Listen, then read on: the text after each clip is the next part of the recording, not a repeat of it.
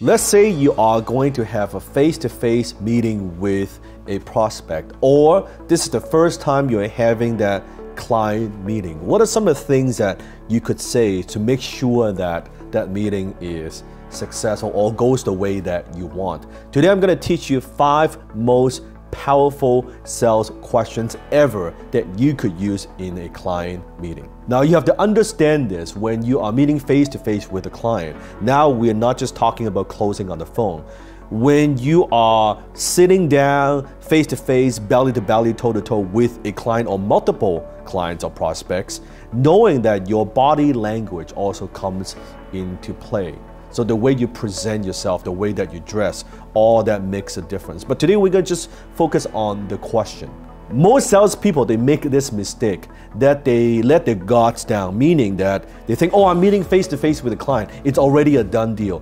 No, it's not. Just because you're meeting face-to-face with a client or prospect, it doesn't mean that you've already closed the deal. In fact, if anything, you need to be even more cautious when you're meeting face-to-face. The second thing you need to pay attention to is, what is the outcome that you want, right? Most salespeople, they go into a meeting without a clear outcome, and they think that if they do a good job delivering a lot of data, giving them a lot of information, that naturally they will want to buy. That's not the case at all. You need to set the tone and set the agenda in the beginning.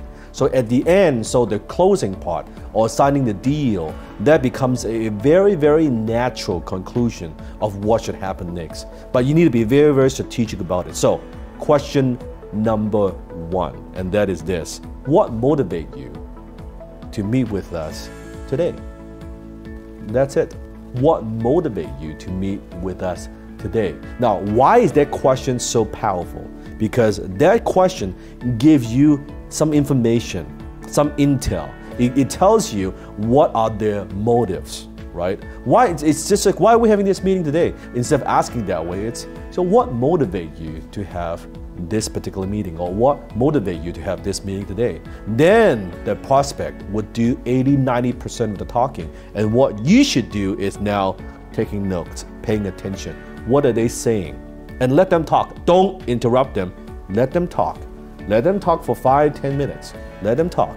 And then you pay attention. The second question that you could ask is this.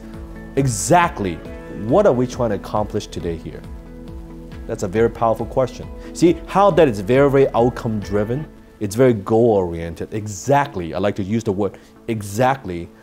What are we trying to accomplish here today? And boom, again, a simple question, open-ended question. Let your prospect talk. Let them talk 80-90% of the time.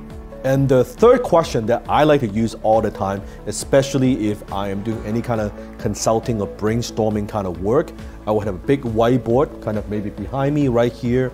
And then I would ask this question: where are you today and where do you want to be? Now that question is so powerful because it tells me exactly what's the status of the company, right? Where are they what are their frustrations? What are the pain points? And then where do they want to be? Where do you want to be a year from now, 2 years from now? Write their goal. What I want to do is I want to present my product, my service, my solution, my system as the bridge between where they are to where they want to go. You see that's the gap.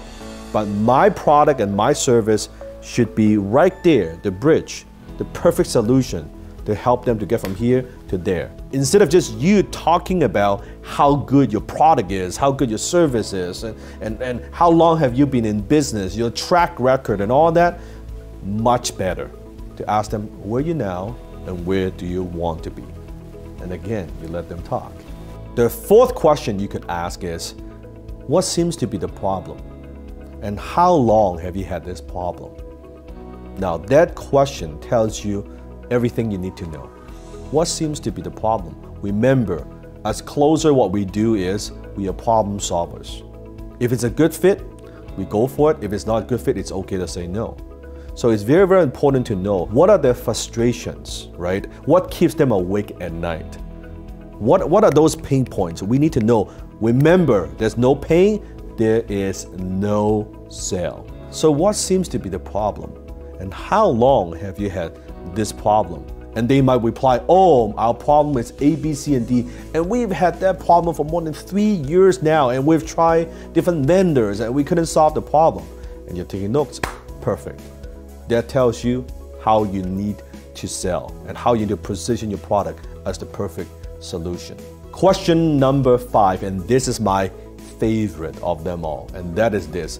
If this meeting accomplished everything you could possibly hope for, what would that look like?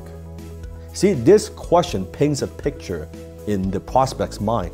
Yeah, what would that look like? And they would give you the criteria.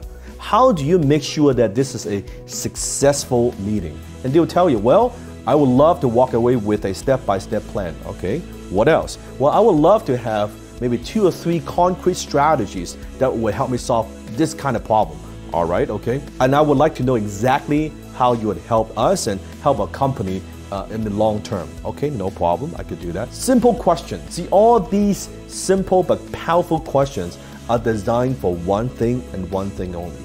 And that's to have a deep understanding of what your prospect is looking for during that meeting. So next time, when you're in a face-to-face meeting, your first prospect meeting, test them out. These 5 powerful questions, and comment below and let me know how that works for you. If this is the first time you're watching my video, welcome to my channel. Make sure you hit the subscribe button and turn on the notification, and also comment below and let me know what other challenges you have when it comes to closing and sales. And if the questions are good, I'll be more than happy to take some of those questions and answer that in a future video. So stay tuned.